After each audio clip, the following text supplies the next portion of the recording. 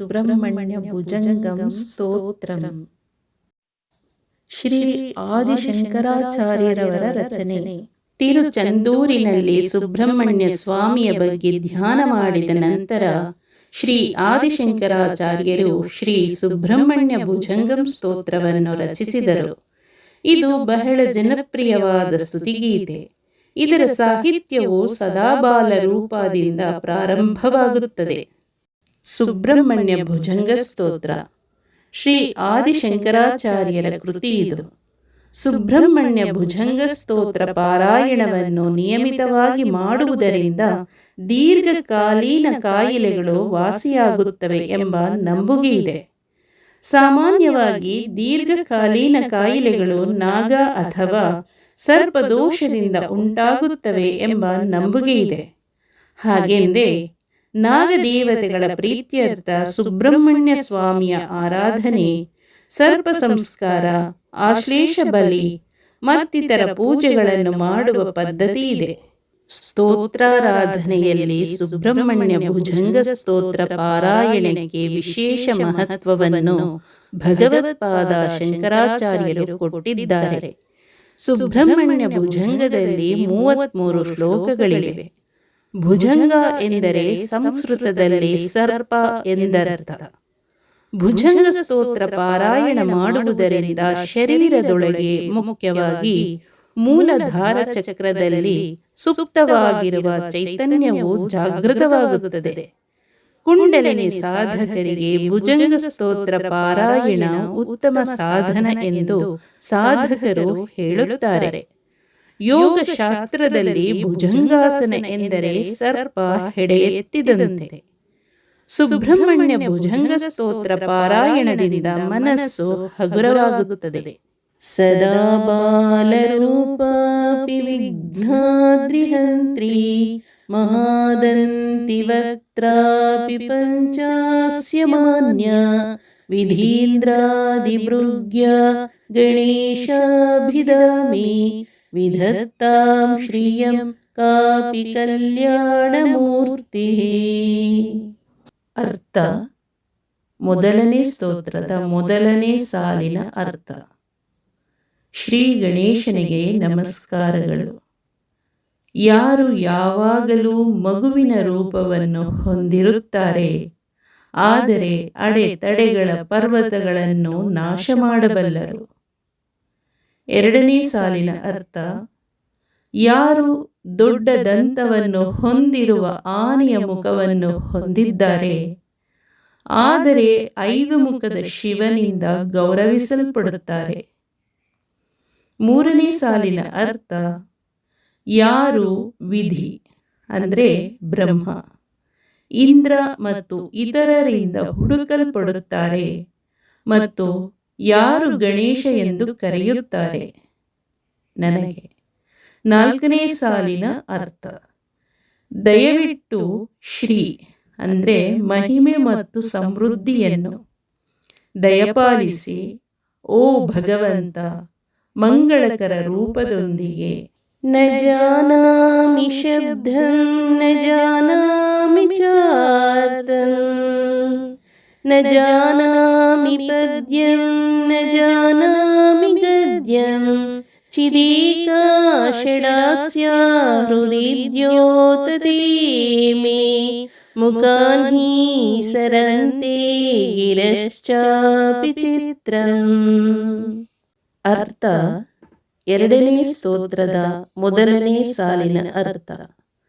ಶ್ರೀ ಸುಬ್ರಹ್ಮಣ್ಯನಿಗೆ ನಮಸ್ಕಾರಗಳು. ನನಗೆ ಪದಗಳಾಗಲಿ ಅವುಗಳ ಅರ್ಥಗಳಾಗಲಿ ಓ ಭಗವಂತ.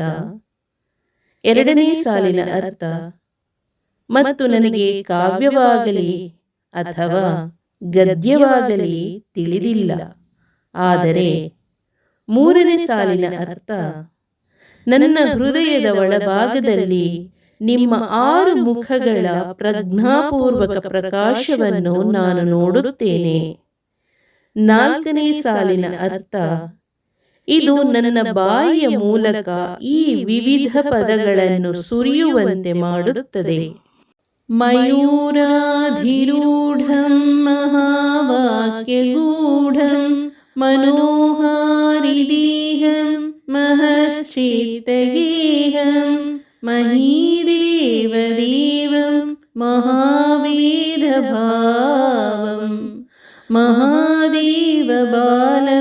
ಭಜೆ ಲೋಕಪಾಲಂ. ಅರ್ಥ: ಮೂರನೇ ಸ್ತೋತ್ರದ ಮೊದಲನೇ ಸಾಲಿನ ಅರ್ಥ: ಶ್ರೀ ಸುಬ್ರಹ್ಮಣ್ಯನಿಗೆ ನಮಸ್ಕಾರಗಳು. ನವಿಲಿನ ಮೇಲೆ ಆರೋಹಿತವಾದ ರೂಪವು ಉಪನಿಷತ್ತಿನ ಮಹಾವಾಕ್ಯಗಳ ಆಳವಾದ ರಹಸ್ಯವನ್ನು ಪ್ರತಿನಿಧಿಸುತ್ತದೆ. ಎರಡನೇ ಸಾಲಿನ ಅರ್ಥ: ಅವರ ಹೃದಯವನ್ನು ಕದಿಯುವ ಸುಂದರವಾದ ದೇಹವು ಆಧ್ಯಾತ್ಮಿಕ ಪ್ರಜ್ಞೆಯ ಮಹಾನ್ ಹೃದಯದಲ್ಲಿ ವಾಸಿಸುತ್ತದೆ. ಮೂರನೇ ಸಾಲಿನ ಅರ್ಥ: ಯಾರು ಮಹಾನ್ ದೇವರು, ದೇವತೆಗಳ ಮತ್ತು ಶ್ರೇಷ್ಠ ವೇದಗಳು ತಿಳಿಸುವುದನ್ನು ಪ್ರತಿನಿಧಿಸುತ್ತದೆ. ನಾಲ್ಕನೇ ಸಾಲಿನ ಅರ್ಥ: ನಾನು ಆ ಮಹಾದೇವನ ಮಗನನ್ನು ಆರಾಧಿಸುತ್ತೇನೆ. ಶಿವನ ಇನ್ನೊಂದು ಹೆಸರು. ಯಾರು ಪ್ರಪಂಚದ ರಕ್ಷಕ. ಯದಾ ಸನ್ನಿಧಾನಂ ಗತಾ ಮಾನವಾಮಿ ಭವಾಂಭೋಧಿಪಾರಂ ಗತಾಸ್ತೆ ತದೈವ ಇತಿ ವ್ಯಂಜಯನ್ ಸಿಂಧುತೀರೇಯ ಆಸ್ತೆ ತಮೀಡೇ ಪವಿತ್ರಂ ಪರಾಶಕ್ತಿ ಪುತ್ರಂ. ಅರ್ಥ: ನಾಲ್ಕನೇ ಸ್ತೋತ್ರದ ಮೊದಲನೇ ಸಾಲಿನ ಅರ್ಥ: ಶ್ರೀ ಸುಬ್ರಹ್ಮಣ್ಯನಿಗೆ ನಮಸ್ಕಾರಗಳು. ವ್ಯಕ್ತಿಗಳು ಬಂದಾಗ ನನ್ನ ಉಪಸ್ಥಿತಿ ಮತ್ತು ನನಗೆ ಸಂಪೂರ್ಣವಾಗಿ ಶರಣಾಗತಿ. ಎರಡನೇ ಸಾಲಿನ ಅರ್ಥ: ಅವರು ನಿಜವಾಗಿಯೂ ಸಂಸಾರದ ಸಾಗರವನ್ನು ದಾಟಿದ್ದಾರೆ. ಮೂರನೇ ಸಾಲಿನ ಅರ್ಥ: ಹೀಗೆ ನೀವು ಸಮುದ್ರದ ತೀರದಲ್ಲಿ, ಅಂದರೆ ತಿರುಚೆಂದೂರಿನಲ್ಲಿ ಮತ್ತು ಅಲ್ಲಿ ವಾಸಿಸುತ್ತಿರುವಿರಿ ಎಂದು ಘೋಷಿಸುತ್ತಿರುವಂತೆ ತೋರುತ್ತಿದೆ. ನಾಲ್ಕನೇ ಸಾಲಿನ ಅರ್ಥ: ನಾನು ಯಾವಾಗಲೂ ಸ್ತುತಿಸಲಿ. ನೀನು ಓಂ ಪರಾಶಕ್ತಿಯ ಸದಾ ಪರಿಶುದ್ಧ ಮಗ. ಯಥಾಬ್ಧೇಸ್ತರಂಗಾಲಯಂ ಯಾಂತಿ ತುಂಗಾಸ್ತದೈವಾಪದ ಸನ್ನಿಧೌ ಸೇವತಾಮಿ ಇತಿ ಓರ್ಮಿ ಪಂಕ್ತಿ ನೃಣಾಂ ದರ್ಶಯಂತಂ ಸದಾ ಭಾವಯೇ ಹೃತ್ಸರೋಜೇ ಗುಹಂ ತಂ.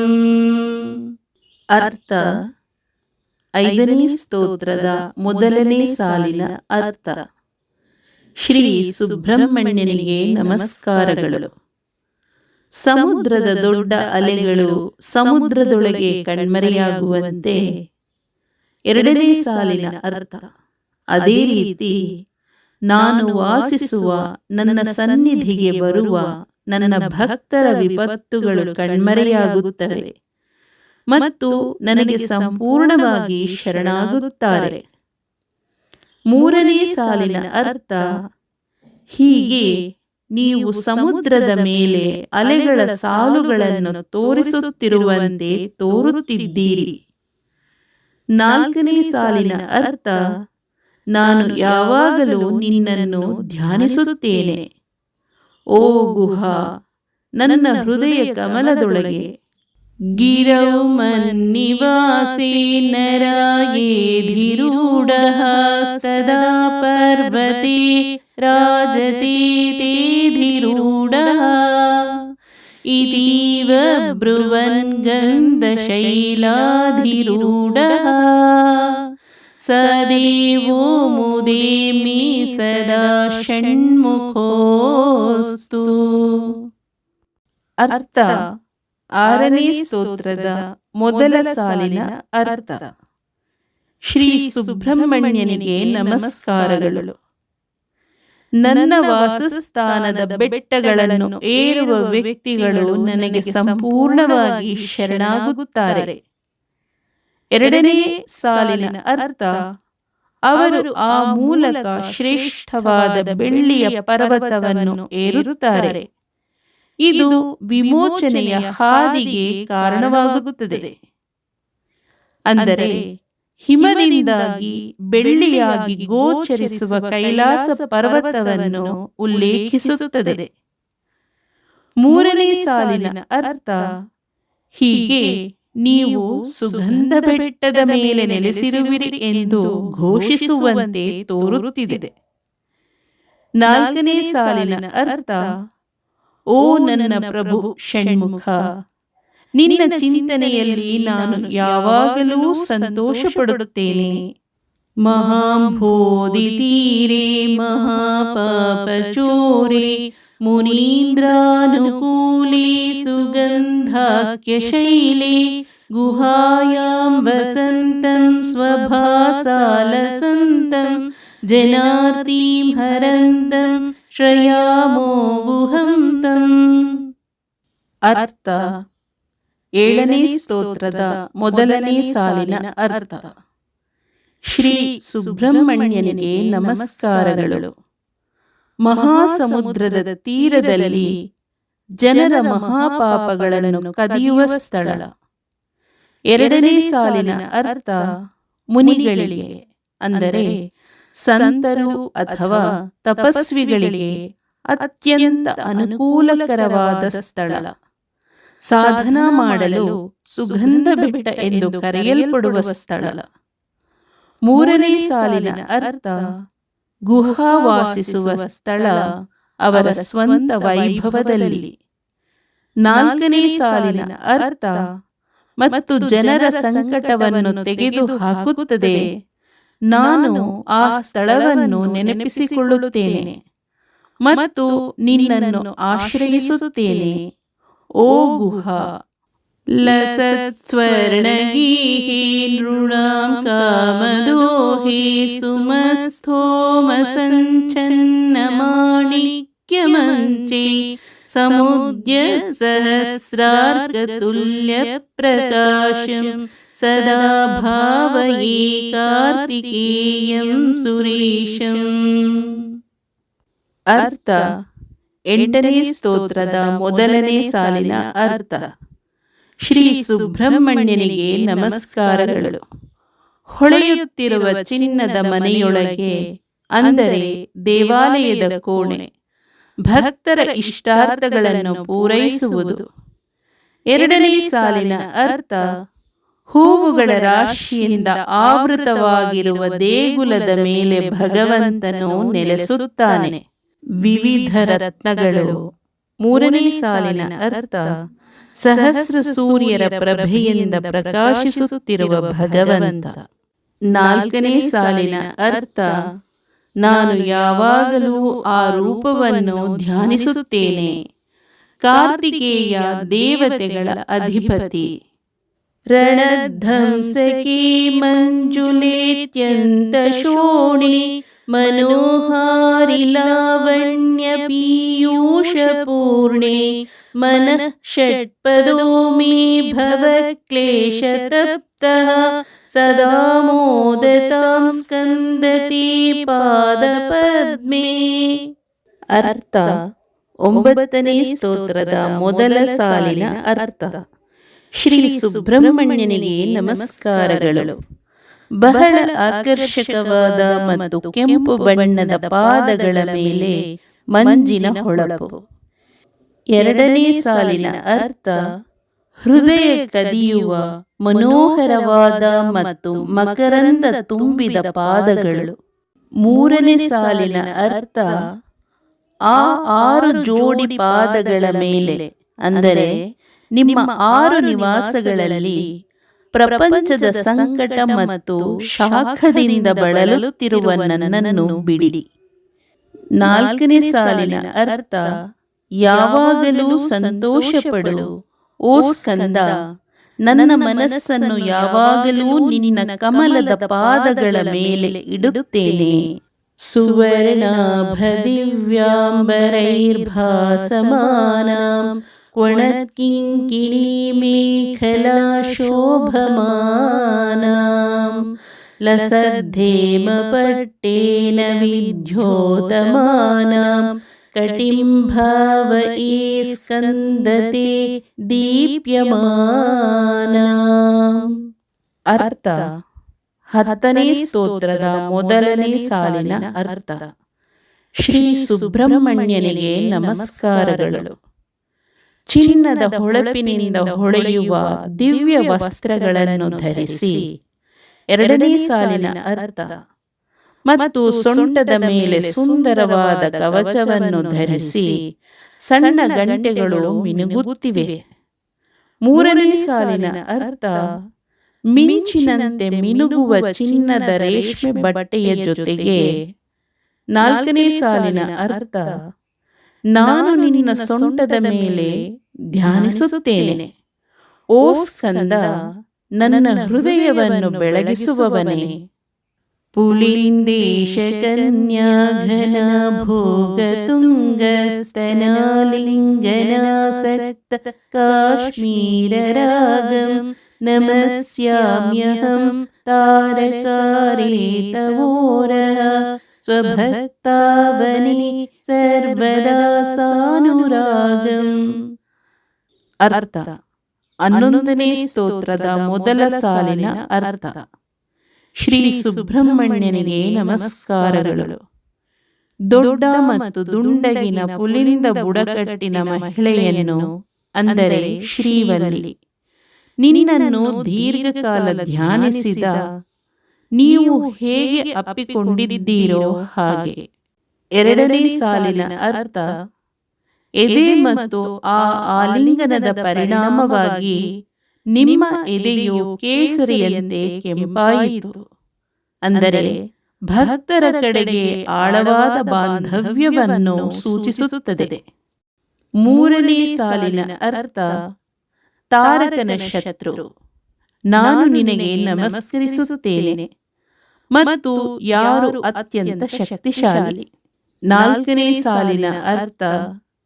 ದಯವಿಟ್ಟು ಅದೇ ಅನುರಾಗವನ್ನು, ಅಂದರೆ ವಲ್ಲಿಗೆ ನೀವು ತೋರಿಸಿದ ಪ್ರೀತಿ ಮತ್ತು ವಾತ್ಸಲ್ಯವನ್ನು ನಿಮ್ಮ ಭಕ್ತರ ಕಡೆಗೆ ಸಹ ವಿಸ್ತರಿಸಿ. ಯಾವಾಗಲೂ ನೀವು ಭಕ್ತರ ಸಂತೋಷ. ವಿದೌ ಕ್ಲುಪ್ತದಂಡಾನ್ ಸ್ವಲೀಲಾ ಧೃತಾಂಡಾನ್ ನಿರಸ್ತೆ ಭಶುಂಡಾಂ ದ್ವಿಷತ್ಕಾಲದಂಡಾನ್ ಹತೀಂದ್ರಾರಿಷಂಡಾನ್ ಜಗತ್ರಾಣಶೌಂಡಾ ಸದಾ ತೇ ಪ್ರಚಂಡಾಂ ಶ್ರಯೇ ಬಾಹುದಂಡಾನ್. ಅರ್ಥ. 12ನೇ ಸ್ತೋತ್ರದ ಮೊದಲ ಸಾಲಿನ ಅರ್ಥ. ಶ್ರೀ ಸುಬ್ರಹ್ಮಣ್ಯನಿಗೆ ನಮಸ್ಕಾರಗಳು.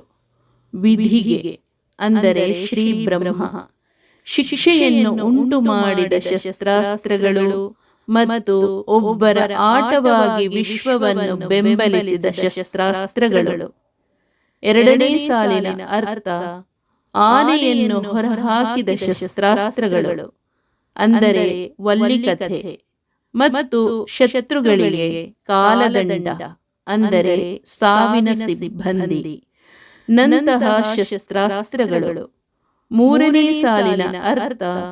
ಕೊಂದ ಆಯುಧಗಳು ಇಂದ್ರನ ಬಹುಸಂಖ್ಯೆಯ ಶತ್ರುಗಳು ಮತ್ತು ಜಗತ್ತನ್ನು ರಕ್ಷಿಸುವಲ್ಲಿ ನುರಿತ ಶಸ್ತ್ರಾಸ್ತ್ರಗಳು. 4ನೇ ಸಾಲಿನ ಅರ್ಥ. ಓ ಸುಬ್ರಹ್ಮಣ್ಯ, ನಾನು ಯಾವಾಗಲೂ ನಿಮ್ಮ ಅಸಾಧಾರಣ ಶಸ್ತ್ರಾಸ್ತ್ರಗಳನ್ನು ಆಶ್ರಯಿಸುತ್ತೇನೆ. ಇದು ಜಗತ್ತನ್ನು ರಕ್ಷಿಸುವ ಶಕ್ತಿಶಾಲಿ ಸಿಬ್ಬಂದಿಯಂತೆ. ಸದಾ ಶಾರದಾ ಷಣ್ಮೃಗಾಂಕಾಯದಿಸ್ಯೋ ಸಮುದ್ಯಂತ ಇವ ಸ್ಥಿತಾಶ್ಚೇತ್ ಸಮಂತಾತ್ ಸದಾ ಪೂರ್ಣಬಿಂಬಾ ಕಳಂಕೈಶ್ಚ ಹೀನಾಸ್ತದಾ ತ್ವನ್ಮುಖಾನಾಂ ಬ್ರುವೀ ಸ್ಕಂದ ಸಾಮ್ಯಂ. ಅರ್ಥ. 13ನೇ ಸ್ತೋತ್ರದ ಮೊದಲ ಸಾಲಿನ ಅರ್ಥ. ಶ್ರೀ ಸುಬ್ರಹ್ಮಣ್ಯನಿಗೆ ನಮಸ್ಕಾರಗಳು. 6 ಶರತ್ಕಾಲದ ಚಂದ್ರಗಳು ನಿರಂತರವಾಗಿ ಬೆಳಗುತ್ತಿದ್ದರೆ ಎರಡನೇ ಸಾಲಿನ ಅರ್ಥ ಒಟ್ಟಿಗೆ ಉದಯಿಸುವುದು ಮತ್ತು ಅಕ್ಕಪಕ್ಕದಲ್ಲಿ ಉಳಿಯುವುದು. ಅವುಗಳ ವೈಭವವು ನಿರಂತರ ಪೂರ್ಣವಾಗಿರುತ್ತದೆ.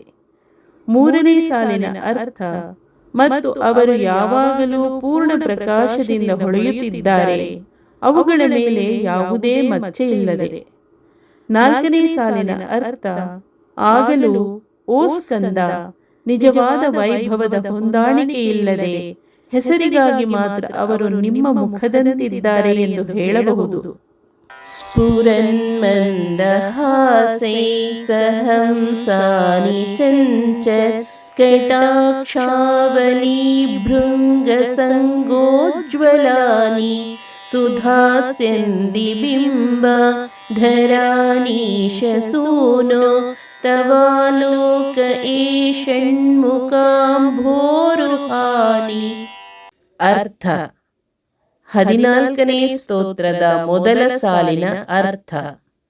ಶ್ರೀ ಸುಬ್ರಹ್ಮಣ್ಯನಿಗೆ ನಮಸ್ಕಾರಗಳು. ಸಂತೋಷದಿಂದ ಚಲಿಸುವ ಹಂಸಗಳ ಗುಂಪಿನಂತೆ ಸೌಮ್ಯವಾದ ನಗುವಿನೊಂದಿಗೆ.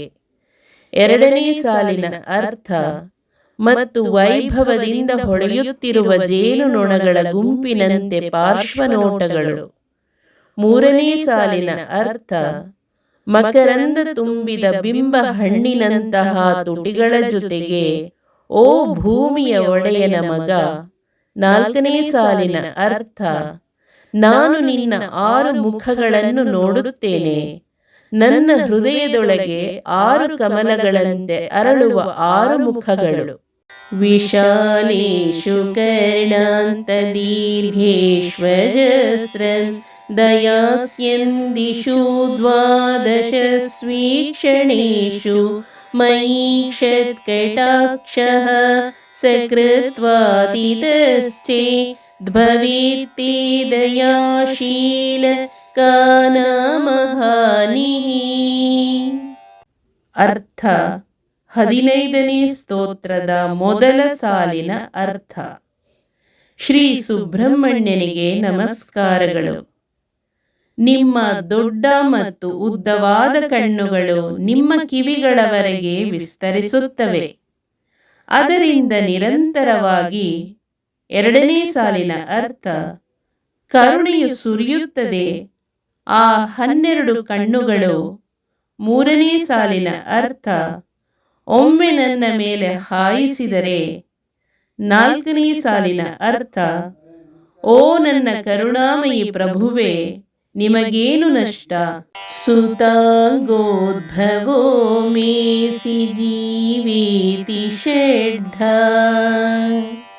ಜಪನ್ಮಂತ್ರಮೀಶೋ ಮುದಾ ಜಿಘ್ರತೀಯಾನ್ ಜಗದ್ಭಾರಂ ಮೃದ್ಭ್ಯೋ ಜಗನ್ನಾಥತೀಭ್ಯಃ ಕಿರೀಟೋಜ್ವಲೇಭ್ಯೋ ನಮೋ ಮಸ್ತಕೇಭ್ಯಃ. ಅರ್ಥ: 16ನೇ ಸ್ತೋತ್ರದ ಮೊದಲ ಸಾಲಿನ ಅರ್ಥ. ಶ್ರೀ ಸುಬ್ರಹ್ಮಣ್ಯನಿಗೆ ನಮಸ್ಕಾರಗಳು. ಮಗನೇ, ನೀನು ನನ್ನ ದೇಹದಿಂದ ಜನಿಸಿದೆ. ನಿನ್ನ ಕೀರ್ತಿಯು ಶಾಶ್ವತವಾಗಿ ಉಳಿಯಲಿ. ಜಗತ್ತನ್ನು ಬೆಂಬಲಿಸುವ ನಿಮ್ಮ 6 ತಲೆಗಳ ಮೇಲೆ. ಎರಡನೇ ಸಾಲಿನ ಅರ್ಥ ಮಹಾದೇವ, ಮಹಾನ್ ಭಗವಂತ ಸಂತೋಷದಿಂದ ಮಂತ್ರಗಳನ್ನು ಉಚ್ಚರಿಸಿದರು ಮತ್ತು ನಿಮ್ಮನ್ನು ಆಶೀರ್ವದಿಸಿದರು. ಮೂರನೇ ಸಾಲಿನ ಅರ್ಥ ಓ ಜಗನ್ನಾಥ, ಜಗತ್ತಿನ ಪ್ರಭು, ನೀವು ಪ್ರಪಂಚದ ಭಾರವನ್ನು ಹೊರುವಿರಿ. ನಾಲ್ಕನೇ ಸಾಲಿನ ಅರ್ಥ ನಾನು ಮಹಾದೇವನಿಂದ ಆಶೀರ್ವದಿಸಲ್ಪಟ್ಟ ಆ 6 ತಲೆಗಳನ್ನು ಹೊಳೆಯುವ ವಜ್ರಗಳೊಂದಿಗೆ ಅಲಂಕರಿಸುತ್ತೇನೆ. ಸ್ಫುರದ್ರತ್ನಕೇಯೂರಹಾರಾಭಿರಾಮಶ್ಚಲ ಕುಂಡಲ ಶ್ರೀಲ ಸದ್ಗಂಡಭಾಗಃ ಕಟೌ ಪೀತವಾಸಃ ಕರೇ ಚಾರುಶಕ್ತಿಃ ಪುರಸ್ತಾದ್ಭುಜಗದಾಧರಃ ತಾನ್ ಮಮಾಸ್ತಾಂ ಪುರಾರೇಸ್ತನೂಜಃ. ಅರ್ಥ: 17ನೇ ಸ್ತೋತ್ರದ ಮೊದಲ ಸಾಲಿನ ಅರ್ಥ: ಶ್ರೀ ಸುಬ್ರಹ್ಮಣ್ಯನಿಗೆ ನಮಸ್ಕಾರಗಳು. ಹೊಳೆಯುವ ರತ್ನಗಳಿಂದ ಕೂಡಿದ ಕಂಕಣಗಳು ಮತ್ತು ಹೂಮಾಲೆಗಳಿಂದ ಅಲಂಕರಿಸಲ್ಪಟ್ಟ ಸಂತೋಷಕರವಾದ ಹಿತಕರವಾದ ರೂಪದೊಂದಿಗೆ. 2ನೇ ಸಾಲಿನ ಅರ್ಥ: ಮತ್ತು ಸುಂದರವಾದ ಕಿವಿಯೋಲೆಗಳು ಹೊಳೆಯುವ ಮುಖದ ಮೇಲೆ ಚಲಿಸುತ್ತವೆ. 3ನೇ ಸಾಲಿನ ಅರ್ಥ: ಸೊಂಟದ ಮೇಲೆ ಚಿನ್ನದ ಹಳದಿ ಬಟ್ಟೆ ಮತ್ತು ಅವನ ಕೈಯಲ್ಲಿ ಸುಂದರವಾದ ಶಕ್ತಿಯುತವಾದ ಆಯುಧದೊಂದಿಗೆ. 4ನೇ ಸಾಲಿನ ಅರ್ಥ: ನಾನು ನಿನ್ನ ಸುಂದರ ರೂಪವನ್ನು ನನ್ನ ಕಣ್ಣುಗಳ ಮುಂದೆ ನೋಡುತ್ತೇನೆ, ಓ ತ್ರಿಪುರಾಸುರನ ಶತ್ರುವಿನ ಮಗ. ಅಂದರೆ ಶಿವನನ್ನು ಉಲ್ಲೇಖಿಸಿ. ಇಹಾಯಾಹಿ ವತ್ಸೇತಿ ಹಸ್ತಾನ್ ಪ್ರಸಾರ್ಯ ಭಯತ್ಯಾದರಾಚಂಕರೇ ಮಾತುರಂಕಾತ್ ಸಮುತ್ಪತ್ಯತಾತಂ ಶ್ರಯಂತಂ ಕುಮಾರಂ ಹರಾಶ್ಲಿಷ್ಟಗಾತ್ರಂ ಭಜೆ ಬಾಲಮೂರ್ತಿ. ಅರ್ಥ: 18ನೇ ಸ್ತೋತ್ರದ ಮೊದಲ ಸಾಲಿನ ಅರ್ಥ: ಶ್ರೀ ಸುಬ್ರಹ್ಮಣ್ಯನಿಗೆ ನಮಸ್ಕಾರಗಳು. ಮಗನೇ, ಇಲ್ಲಿ ಬಾ, ತೋಳುಗಳನ್ನು ಚಾಚಿ. 2ನೇ ಸಾಲಿನ ಅರ್ಥ: ಶಂಕರನು ನಿನ್ನನ್ನು ಕರೆಯುವಾಗ ನಿನ್ನ ತಾಯಿಯ ಮಡಿಲಿಂದ. 3ನೇ ಸಾಲಿನ ಅರ್ಥ: ವಸಂತಕಾಲ ಮತ್ತು ನಿಮ್ಮ ತಂದೆಯ ಪ್ರೀತಿಯ ಅಪ್ಪುಗೆಯ ಕಡೆಗೆ ಹೋಗಿ, ಓ ಕುಮಾರ. 4ನೇ ಸಾಲಿನ ಅರ್ಥ: ಬಾಲಕುಮಾರನನ್ನು ನಾನು ಆರಾಧಿಸುತ್ತೇನೆ. ಕುಮಾರೇಶ ಸೂನೋ ಗುಹಸ್ಕಂದ ಸೇನಾಪತಿ ಶಕ್ತಿಪಾಣಿ ಮಯೂರಾಧಿರೂಢ ಪುಲಿಂದಾತ್ಮಜಕಾಂತ ಭಕ್ತಾರ್ತಿಹಾರಿನ್ ಪ್ರಭೋತಾರಕಾರೆ ಸದಾ ರಕ್ಷ ಮಾಂ ತ್ವಂ. ಅರ್ಥ: 19ನೇ ಸ್ತೋತ್ರದ ಮೊದಲ ಸಾಲಿನ ಅರ್ಥ: ಶ್ರೀ ಸುಬ್ರಹ್ಮಣ್ಯನಿಗೆ ನಮಸ್ಕಾರಗಳು. ಓ ಕುಮಾರ, ನೀನು ಶಿವನ ಮಗ. ಗುಹ ಮತ್ತು ಸ್ಕಂದ ಎಂದು ಕರೆಯಲ್ಪಡುವ ನೀನು ದೇವತೆಗಳ ಸೈನ್ಯದ ನಾಯಕ ನೀನು. 2ನೇ ಸಾಲಿನ ಅರ್ಥ: ಶಕ್ತಿ ವೇಲವನ್ನು ಕೈಯಲ್ಲಿ ಹಿಡಿದಿರುವ ನೀನು ನವಿಲು. 3ನೇ ಸಾಲಿನ ಅರ್ಥ: ಪುಲಿಂದ ಬುಡಕಟ್ಟಿನ ಬೇಟೆಗಾರನ ಮಗಳಿಗೆ ಪ್ರಿಯನಾದ ನೀನು. 4ನೇ ಸಾಲಿನ ಅರ್ಥ: ಓ ಕರ್ತನೆ, ನೀನು ಶತ್ರು ತಾರಕಾಸುರನ. ದಯವಿಟ್ಟು ಯಾವಾಗಲೂ ನನ್ನನ್ನು ರಕ್ಷಿಸು. ಪ್ರಶಾಂತೇಂದ್ರಿಯೇನಷ್ಟ ಸಂಜ್ಞೆ ವಿಚೇಷ್ಟೆ ಕಪೋದ್ಗಾರಿ ವಕ್ಸ್ತ್ರೇ ಭಯೋತ್ಕಂಪಿಗಾತ್ರೇ ಪ್ರಯಾಣೋನ್ಮುಖೇ ಮಯ್ಯನಾಥೇ ತದಾನೀಂ ಧೃತಂ ಮೇ ದಯಾಲೋ ಭವಾಗ್ರೇ ಗುಹತ್ವಂ. ಅರ್ಥ: 20ನೇ ಸ್ತೋತ್ರದ ಮೊದಲ ಸಾಲಿನ ಅರ್ಥ: ಶ್ರೀ ಸುಬ್ರಹ್ಮಣ್ಯನಿಗೆ ನಮಸ್ಕಾರಗಳು. ನನ್ನ ವೃದ್ಧಾಪ್ಯದಲ್ಲಿ ನನ್ನ ಇಂದ್ರಿಯಗಳು ಶಾಂತವಾದಾಗ, ನಾನು ಪ್ರಜ್ಞೆಯನ್ನು ಕಳೆದುಕೊಂಡಾಗ ಮತ್ತು ಚಲನರಹಿತವಾಗಿ ಮಲಗಿದಾಗ.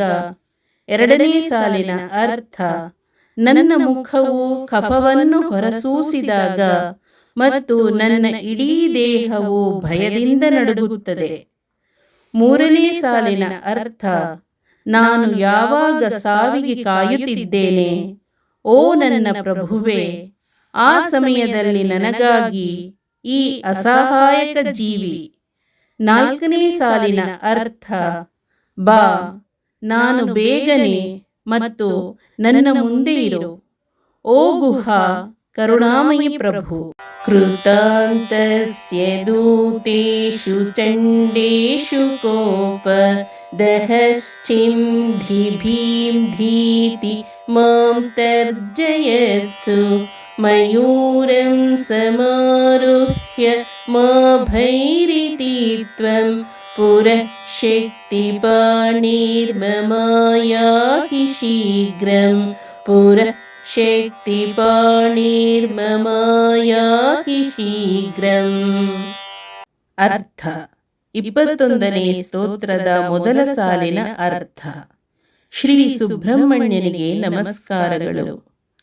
ಘೋರವಾದ ದೇವದೂತರು ಅಂದರೆ ಯಮದೂತರು ಉಗ್ರತೆಯಿಂದ ಹೇಳಿದಾಗ 2ನೇ ಸಾಲಿನ ಅರ್ಥ ಅವನನ್ನು ಸುಟ್ಟು ಬಿಡು, ಅವನನ್ನು ಕತ್ತರಿಸಿ, ಅವನನ್ನು ಒಡೆಯಿರಿ, ನನಗೆ ಬೆದರಿಕೆ ಹಾಕುತ್ತಾ 3ನೇ ಸಾಲಿನ ಅರ್ಥ ಆ ಸಮಯದಲ್ಲಿ ನೀವು ನಿಮ್ಮ ನವಿಲಿನ ಮೇಲೆ ಆರೋಹಿಸಲ್ಪಟ್ಟಿದ್ದೀರಿ ಮತ್ತು ಭಯಪಡುವ ಅಗತ್ಯವಿಲ್ಲ ಎಂದು ಭರವಸೆ ನೀಡುತ್ತಿದ್ದೀರಿ. 4ನೇ ಸಾಲಿನ ಅರ್ಥ ದಯವಿಟ್ಟು ನಿಮ್ಮ ಶಕ್ತಿ ವೇಲ್ ಅನ್ನು ಕೈಯಲ್ಲಿ ಹಿಡಿದುಕೊಂಡು ನನ್ನ ಬಳಿಗೆ ಬನ್ನಿ. ಪ್ರಣಮ್ಯ ಸಕೃತ್ವಾ ದಯೋಸ್ತೆ ಪತಿತ್ವಾ ಪ್ರಸಾದ್ಯ ಪ್ರಭೋ ಪ್ರಾರ್ಥಯೇನೇಕವಾರಂ ನ ವಕ್ತುಂ ಕ್ಷಮೋಹಂ ತದಾನೀಂ ಕೃಪಾಬ್ಧೇ ನ ಕಾರ್ಯಾಂತಕಾಲೇ ಮನಾಗಪ್ಯುಪೇಕ್ಷಾ. ಅರ್ಥ. 22ನೇ ಸ್ತೋತ್ರದ ಮೊದಲ ಸಾಲಿನ ಅರ್ಥ. ಶ್ರೀ ಸುಬ್ರಹ್ಮಣ್ಯನಿಗೆ ನಮಸ್ಕಾರಗಳು. ನಾನು ಇದೀಗ ನಿಮ್ಮ ಪಾದಗಳ ಮೇಲೆ ಬೀಳುವ ಮೂಲಕ ನಿಮಗೆ ನಮಸ್ಕರಿಸುತ್ತೇನೆ. 2ನೇ ಸಾಲಿನ ಅರ್ಥ ಕೃಪೆಯಿಂದಿರಿ ಓ ಕರ್ತನೆ, ನಾನು ಈಗ ಅನೇಕ ಬಾರಿ ನಿನ್ನನ್ನು ಪ್ರಾರ್ಥಿಸುತ್ತಿದ್ದೇನೆ. 3ನೇ ಸಾಲಿನ ಅರ್ಥ ಆ ಸಮಯದಲ್ಲಿ ಅಂದರೆ ನನ್ನ ವೃದ್ಧಾಪ್ಯದಲ್ಲಿ ಮತ್ತು ನಾನು ಮರಣದ ಸಮೀಪದಲ್ಲಿರುವಾಗ ನಾನು ಮಾತನಾಡುವ ಶಕ್ತಿಯನ್ನು ಹೊಂದಿರುವುದಿಲ್ಲ. ಓ ಕರುಣೆಯ ಸಾಗರ.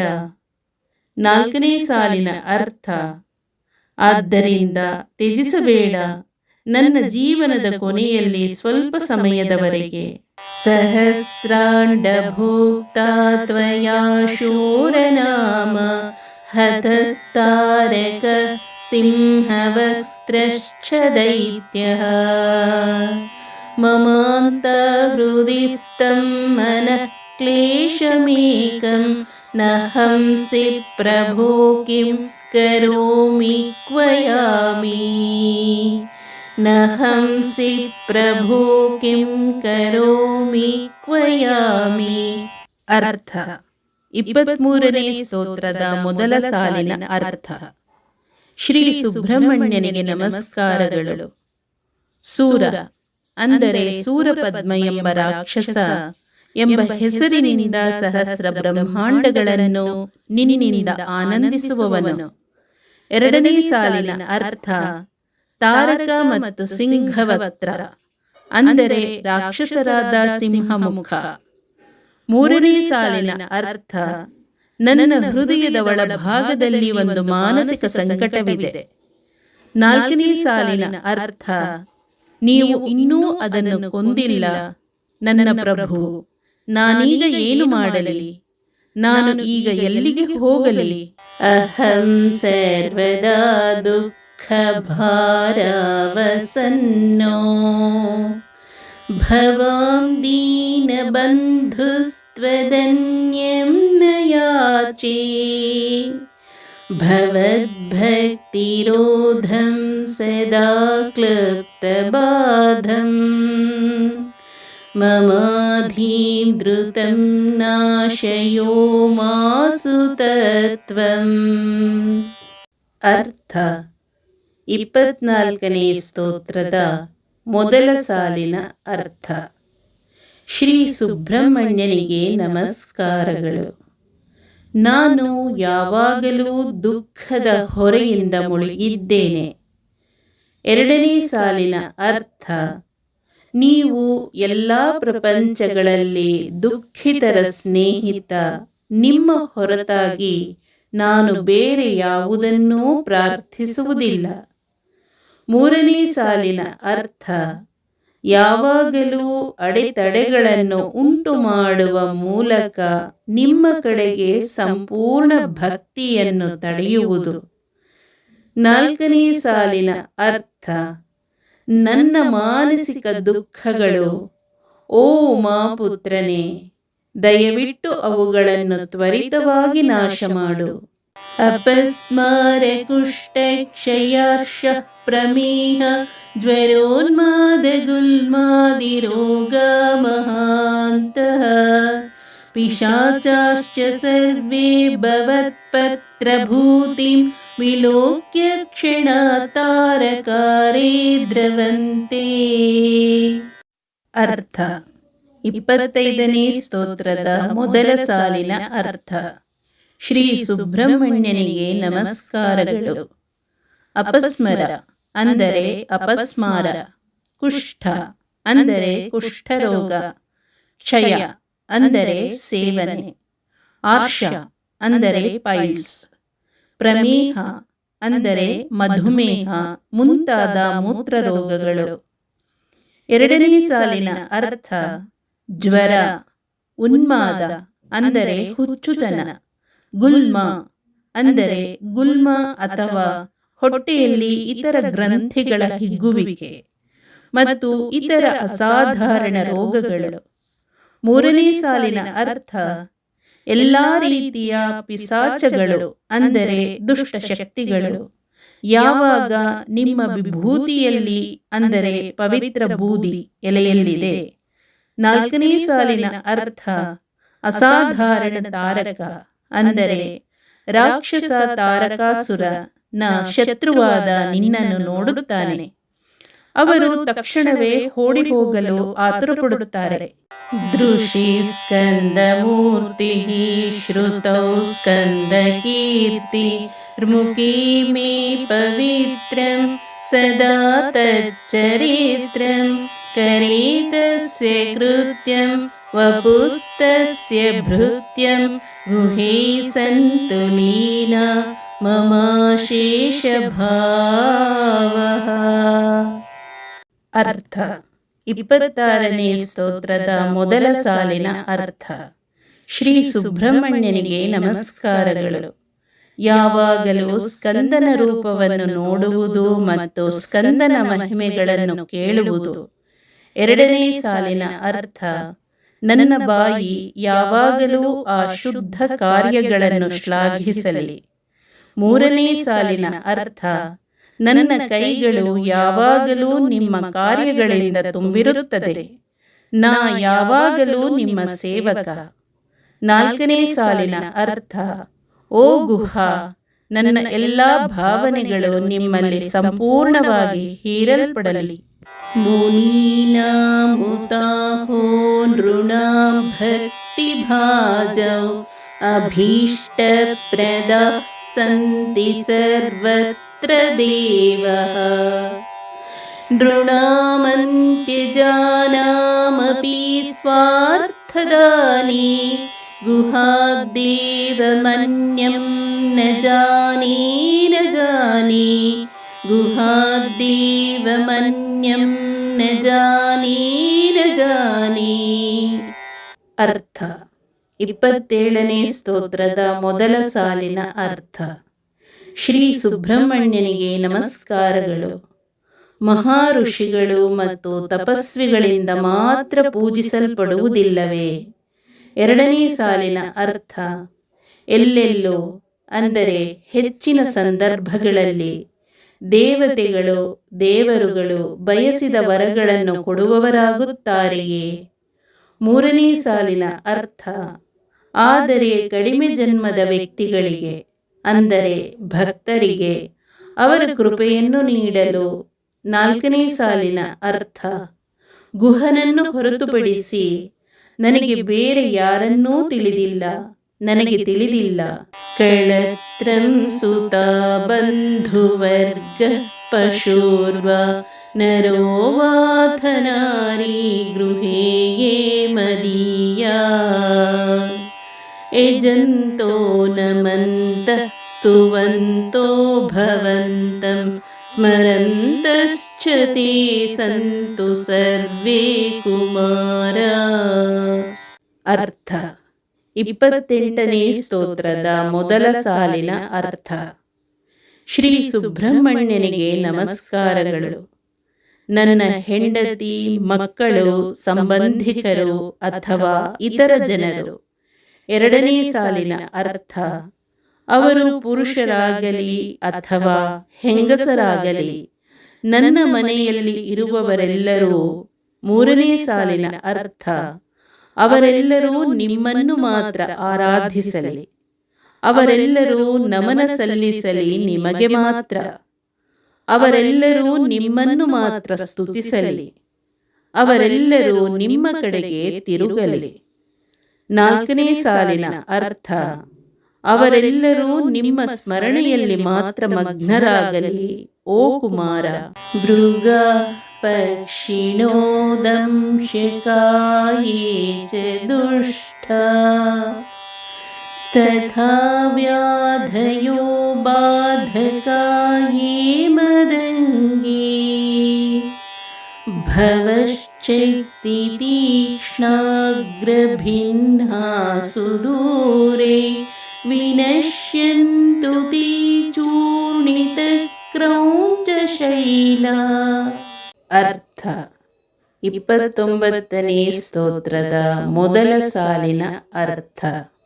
ಶ್ರೀ ಸುಬ್ರಹ್ಮಣ್ಯನಿಗೆ ನಮಸ್ಕಾರಗಳು. ಆ ಪ್ರಾಣಿಗಳು, ಪಕ್ಷಿಗಳು ಮತ್ತು ಕಚ್ಚುವ ಕೀಟಗಳು ಆಕ್ರಮಣಕಾರಿ. ಎರಡನೇ ಸಾಲಿನ ಅರ್ಥ. ಮತ್ತು ಅದೇ ರೀತಿಯಲ್ಲಿ ನೋವುಂಟು ಮಾಡುವ ಮತ್ತು ನನ್ನ ದೇಹವನ್ನು ಬಾಧಿಸುವ ರೋಗಗಳು. ಮೂರನೇ ಸಾಲಿನ ಅರ್ಥ. ನಿಮ್ಮ ತೀಕ್ಷ್ಣವಾದ ಶಕ್ತಿ ವೇಲ್ನಿಂದ ಅವುಗಳನ್ನು ಚುಚ್ಚುವುದು ಮತ್ತು ಅವುಗಳನ್ನು ದೂರ ಎಸೆಯುವುದು. ನಾಲ್ಕನೇ ಸಾಲಿನ ಅರ್ಥ. ಕ್ರೌಂಚ ಪರ್ವತವನ್ನು ಪುಡಿ ಮಾಡಿದವನೇ, ದಯವಿಟ್ಟು ಅವುಗಳನ್ನು ನಾಶ ಮಾಡು. ಜನಿತ್ರಿ ಪಿತಾ ಚ ಸ್ವಪುತ್ರ ಪರಾಧಂ ಸಹೇತೇನ ಕಿಂ ದೇವಸೇನಾಧಿನಾಥ ಅಹಂ ಚಾತಿ ಬಾಲೋ ಭವಾನ್ ಲೋಕತಾತಃ ಅಹಂ ಚಾತಿ ಬಾಲೋ ಭವಾನ್ ಲೋಕತಾತಃ ಕ್ಷಮಸ್ವಾಪರಾಧಂ ಸಮಸ್ತಂ ಮಹೇಶ ಕ್ಷಮಸ್ವಾಪರಾಧಂ ಸಮಸ್ತಂ ಮಹೇಶ. ಅರ್ಥ 30ನೇ ಸ್ತೋತ್ರದ ಮೊದಲ ಸಾಲಿನ ಅರ್ಥ. ಶ್ರೀ ಸುಬ್ರಹ್ಮಣ್ಯನಿಗೆ ನಮಸ್ಕಾರಗಳು. ತಾಯಿ ಮತ್ತು ತಂದೆ ತಮ್ಮ ಮಕ್ಕಳ ದೋಷಗಳನ್ನು ನೋಡಿ. ಎರಡನೇ ಸಾಲಿನ ಅರ್ಥ. ಅವರು ಸಹಿಸುವುದಿಲ್ಲ ಮತ್ತು ಕ್ಷಮಿಸುವುದಿಲ್ಲ ಓ ದೇವಸೇನೆಯ ಮುಖ್ಯಸ್ಥರೇ. ಮೂರನೇ ಸಾಲಿನ ಅರ್ಥ. ನಾನು ಕೇವಲ ಮಗು ಮತ್ತು ನೀವು ತಂದೆ ಪ್ರಪಂಚ. ನಾಲ್ಕನೇ ಸಾಲಿನ ಅರ್ಥ. ತಂದೆಯಂತೆ ದಯವಿಟ್ಟು ನನ್ನ ಎಲ್ಲ ತಪ್ಪುಗಳನ್ನು ಕ್ಷಮಿಸಿ ಓ ಮಹಾನ್ ಪ್ರಭು. ನಮಃ ಕೇಕಿನಿ ಶಕ್ತಯೇ ಚಾಪಿ ತುಭ್ಯಂ ನಮಃ ಕೇಕಿನಿ ಶಕ್ತಯೇ ಚಾಪಿ ತುಭ್ಯಂ ನಮಶ್ಚಾಗತುಭ್ಯಂ ನಮಃ ಕುಕ್ಕುಟಾಯ ನಮಶ್ಚಾಗತುಭ್ಯಂ ನಮಃ ಕುಕ್ಕುಟಾಯ ನಮಃ ಸಿಂಧವೇ ಸಿಂಧುದೇಶಾಯ ತುಭ್ಯಂ ನಮಃ ಸಿಂಧವೇ ಸಿಂಧುದೇಶಾಯ ತುಭ್ಯಂ ಪುನಃ ಸ್ಕಂದಮೂರ್ತಿ ನಮಸ್ತೆ ನಮೋಸ್ತು ಪುನಃ ಸ್ಕಂದಮೂರ್ತಿ ನಮಸ್ತೆ ನಮೋಸ್ತು. ಅರ್ಥ. 31ನೇ ಸ್ತೋತ್ರದ ಮೊದಲ ಸಾಲಿನ ಅರ್ಥ. ಶ್ರೀ ಸುಬ್ರಹ್ಮಣ್ಯನಿಗೆ ನಮಸ್ಕಾರಗಳು. ನಿಮ್ಮ ನವಿಲು ಮತ್ತು ನಿಮ್ಮ ಶಕ್ತಿ ವೇಲ್ಗೆ ನಮಸ್ಕಾರಗಳು. 2ನೇ ಸಾಲಿನ ಅರ್ಥ. ನಿಮ್ಮ ಮೇಕೆಗೆ ನಮಸ್ಕಾರಗಳು. ನಿಮ್ಮ ಹುಂಜಕ್ಕೆ ನಮಸ್ಕಾರಗಳು. 3ನೇ ಸಾಲಿನ ಅರ್ಥ. ಸಮುದ್ರದ ಪಕ್ಕದಲ್ಲಿರುವ ನಿಮ್ಮ ತೀರ್ಥಯಾತ್ರೆಗೆ ನಮಸ್ಕಾರಗಳು. 4ನೇ ಸಾಲಿನ ಅರ್ಥ. ನಮಸ್ಕಾರಗಳು ನಿಮಗೆ ಮತ್ತೆ ಮತ್ತೆ ನಮಸ್ಕಾರಗಳು. ಓ ಸ್ಕಂದ, ನಿಮ್ಮ ಸುಂದರ ರೂಪಕ್ಕೆ ನಮಸ್ಕಾರಗಳು.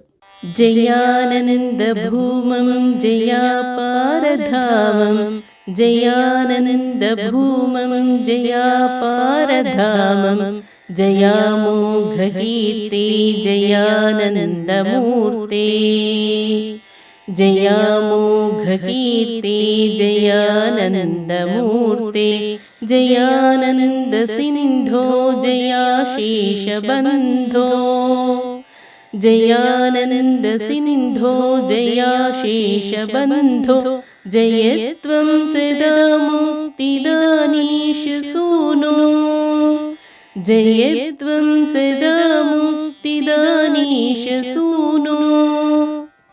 ಅರ್ಥ. 32ನೇ ಸ್ತೋತ್ರದ ಮೊದಲ ಸಾಲಿನ ಅರ್ಥ. ಶ್ರೀ ಸುಬ್ರಹ್ಮಣ್ಯನಿಗೆ ನಮಸ್ಕಾರಗಳು. ಆನಂದ ಪ್ರಜ್ಞೆಯ ಅಂತರಂಗದ ಜಗತ್ತೇ ನಿನಗೆ ಜಯ.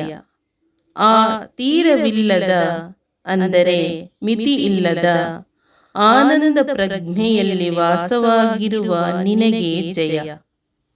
2ನೇ ಸಾಲಿನ ಅರ್ಥ. ಯಾರ ಮಹಿಮೆ ಅಂದರೆ ಆಂತರಿಕ ಮತ್ತು ಬಾಹ್ಯ ಎರಡೂ ನಿನಗೆ ಜಯ ಎಲ್ಲೆಲ್ಲೂ ತಪ್ಪದೆ ವಿಸ್ತರಿಸಿ, ಯಾರ ರೂಪವು ಪರಮಾನಂದದ ಮೂರ್ತ ರೂಪವೋ ನಿನಗೆ ಜಯ.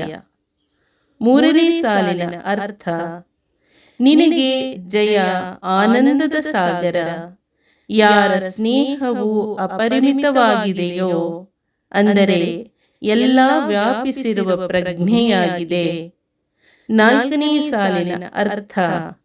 ನಿಮಗೆ ಜಯವಾಗಲಿ.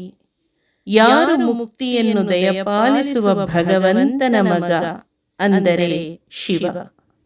ಭುಜಂಗಾಖ್ಯ ವೃತ್ತೇನ ಕ್ಲುಪ್ತಂ ಸ್ತವಂ ಯಃ ಪಠೇದ್ ಭಕ್ತಿಯುಕ್ತೋ ಗುಹಂ ಸಂಪ್ರಣಮ್ಯ ಸಪುತ್ರಾನ್ ಕಲತ್ರಂ ಧನಂ ದೀರ್ಘಮಾಯು ಲಬ್ಧೇ ಸ್ಕಂದ ಸಾಯುಜ್ಯಮಂತೆ ನರಃ ಸಃ ಲಬ್ಧೇ ಸ್ಕಂದ ಸಾಯುಜ್ಯಮಂತೆ ನರಃ ಸಃ ಲಬ್ಧೇ ಸ್ಕಂದ ಸಾಯುಜ್ಯಮಂತೆ ನರಃ ಸಃ. ಅರ್ಥ. 33ನೇ ಸ್ತೋತ್ರದ ಮೊದಲ ಸಾಲಿನ ಅರ್ಥ. ಶ್ರೀ ಸುಬ್ರಹ್ಮಣ್ಯನಿಗೆ ನಮಸ್ಕಾರಗಳು. ಈ ಸ್ತೋತ್ರವನ್ನು ಭುಜಂಗ ಅಂದರೆ ಹಾವಿನಂಥ ಮೀಟರ್ನಲ್ಲಿ ಜೋಡಿಸಲಾಗಿದೆ ಮತ್ತು ಚಲನೆಯಲ್ಲಿ ಹೊಂದಿಸಲಾಗಿದೆ. ಅವರು 2ನೇ ಸಾಲಿನ ಅರ್ಥ. ಆಳವಾದ ಭಕ್ತಿಯಿಂದ ಪಠಿಸುತ್ತಾರೆ ಮತ್ತು ಗುಹನ ಮುಂದೆ ಗೌರವಪೂರ್ವಕವಾಗಿ ನಮಸ್ಕರಿಸುತ್ತಾರೆ. 3ನೇ ಸಾಲಿನ ಅರ್ಥ. ಉತ್ತಮ ಸಂಗಾತಿ ಮತ್ತು ಪುತ್ರರು, ಸಂಪತ್ತು ಮತ್ತು ದೀರ್ಘಾಯುಷ್ಯವನ್ನು ಪಡೆಯುತ್ತಾರೆ. 4ನೇ ಸಾಲಿನ ಅರ್ಥ. ಮತ್ತು ಅಂತಿಮವಾಗಿ ಆ ವ್ಯಕ್ತಿಯು ಸ್ಕಂದನ ಸಾಯುಜ್ಯವನ್ನು ಪಡೆಯುತ್ತಾನೆ. ಓಂ ಶರವಣ ಭವ, ಓಂ ಶರವಣ ಭವ, ಓಂ ಶರವಣ ಭವ. ಇತಿ ಶ್ರೀಮತ್ಪರಮಹಂಸ ಪರಿವ್ರಾಜಕಾಚಾರ್ಯಸ್ಯ ಶ್ರೀ ಗೋವಿಂದ ಭಗವತ್ ಪೂಜ್ಯ ಪಾದಶಿಷ್ಯಸ್ಯ श्रीमच्चङ्करभगवतः कृतौ श्रीसुब्रह्मण्यभुजङ्गम्